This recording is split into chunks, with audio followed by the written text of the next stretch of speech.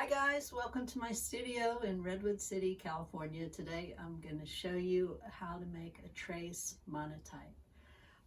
So the thing about a monotype is it's a one-of-a-kind print. Mono means one. By now, hopefully you've completed your drawings and you finished the drawing assignment. We're going to take those drawings and turn them into unique prints. If you're able to, you might want to copy your drawing onto copier paper. If not, don't worry, you can use the drawings themselves, but if you have the ability to copy it, it's kind of nice to work with a photocopy. So come on over here. So you should have gotten in your box of supplies a little package of paper that says Kozo paper for trace monotype. Open it up carefully and have a sheet of paper ready.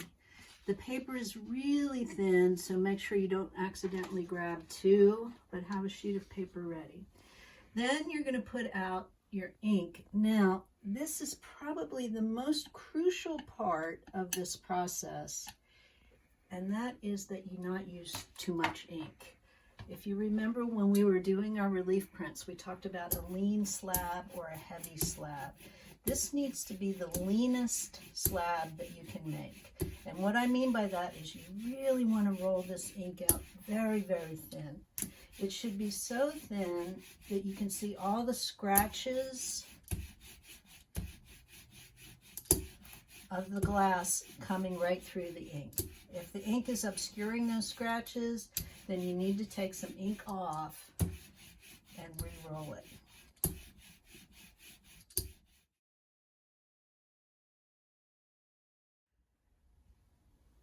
So once you have your nice lean slab all rolled out, make it as big as you can on the plexi sheet that I sent you. And by the way, if you have a countertop in the garage or a piece of glass that you want to use, that's fine too. I included that plexi in case you needed it, but if there's something else that you have and you want to roll out a bigger slab, that's fine.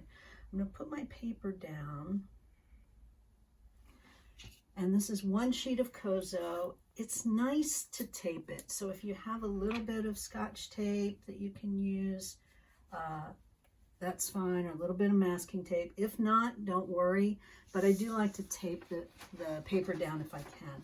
Then take your drawing and tape that down face up. You want to make sure that the main part of the drawing is over the slab of ink, and tape that down.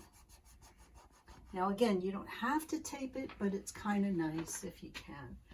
Take a pencil, and it's good to have a reasonably sharp pencil. It doesn't have to be quite as sharp as these, but a nice sharp pencil.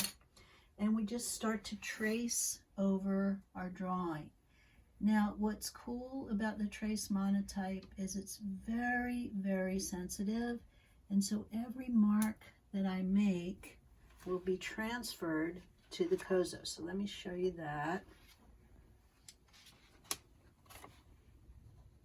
And you can see that it transfers my drawing, gives this nice, beautiful, fuzzy line there. It's very pretty. And I continue with that. I'm pressing reasonably hard, and I'm trying, and this is also important, is I'm trying not to rest this heel of my hand on the paper as I'm drawing. You can rest the heel of your hand on the paper. If you do, some of the ink will be transferred to the Kozo. And you're free to experiment with that if you like. But if you want the print to be relatively clean looking, then don't press with the heel of your hand on the paper as you draw.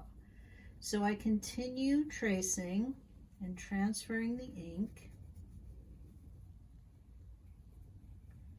until I've completed my drawing. Sometimes in lighter areas you can also go in and make little light marks if you want to put a little shading in there. So you can vary the pressure that you use to draw your mark, and the more pressure there is, the more ink will be transferred. If you want to have gray areas, then press a little less hard. If you want to have a soft tone, you can take your finger and just press a little bit. So lots of different ways to experiment with this.